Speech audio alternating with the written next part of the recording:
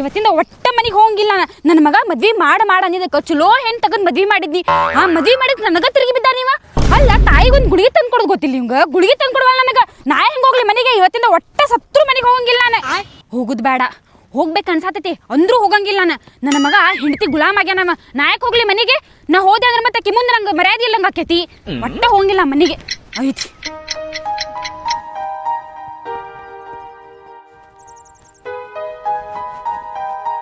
ನನ್ನ ಮೊಮ್ಮಕ್ಕಳು ಏನು ಮಾಡಾತವ ಏನು? ಅವೇನು ಮಾಡ್ತಾವ? ಮನೆ ತುಂಬ ಹಂಗೆ ಹೇತ್ಕೊಂತ ಸಾರಾಡಿಸ್ತಾವ. ಅದಾಳಲ್ಲಕಿ ಮಾಡ್ತಾಳೆ ಸುಪ್ಪನಾತಿ. ಆಕಿನ ಮಾಡ್ಕೊಳ.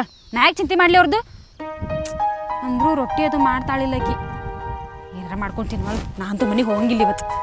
ಅಲ್ಲ ಗಾಳಿ ನೋಡಿದ್ರಿ ಈ ಪರಿ ಬಿಸಾಕತ್ತೈತಿ. ನಾ ನೋಡಿದ್ರಿ ಇಷ್ಟು ದೊಡ್ಡ ಮರ ತಳಕ್ ಕುಂತೇನಿ.